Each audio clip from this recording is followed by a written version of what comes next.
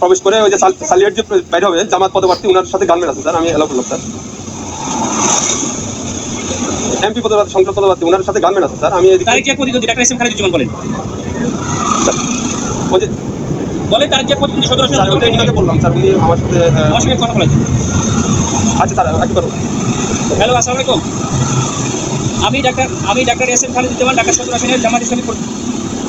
না, কিন্তু আপনারা তো তারেক জিয়ার জন্য জিব্বা দিয়ে রাস্তা পরিষ্কার করে ফেলতেছেন, তাহলে আমাকে কেন দিবেন না?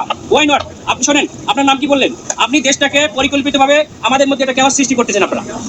নো নো নো, কেন নয়? আপনারা দেশটাকে ধ্বংসের দিকে নিয়ে যাচ্ছেন এবং কিছু অফিসার নিজেদের ব্যক্তি স্বার্থ হাসিলের জন্য আমাদের সুপরিকল্পিতভাবে 5 আগস্টের পরে আমাদের দেশটাকে আপনারা ধ্বংস করতেছেন, আমাদের দেশটাকে পুরো ধ্বংসের দিকে নিয়ে যাচ্ছেন আপনারা।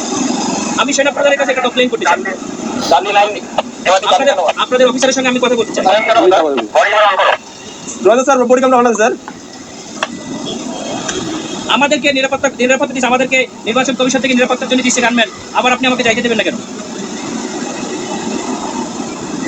স্যার আসসালামু আলাইকুম স্যার। অত্যন্ত সুপরিকল্পিতভাবে আমাদের দেশটাকে ধ্বংস করা হচ্ছে, খুবই পরিকল্পিতভাবে। স্যার বলছি স্যার স্যার স্যার স্যার আমরা এটা নির্বাচন কমিশনকে জানাতে স্যার আসসালামু ভিডিও করো, আমাদের গাড়ি কাটতে তোমরা ভিডিও করো, এটা ভিডিও করো যে আমাদের গাড়ি কাটতে। স্যার সরি স্যার, এখানে কেন ভিডিও করা যাবে না? আমরা তো ভিডিও করতে কেন? আমরা তো অধিকার আছে কেন করবেন? আমরা দেশটাকে পরিকল্পিতভাবে কেন ধ্বংসের দিকে নিয়ে যাচ্ছে বাবা? অনেক মানুষ রক্ত দিয়েছে, অনেক মানুষ রক্ত দিয়েছে, আপনারা আর রক্ত নিয়েন না আল্লাহর রাস্তায়।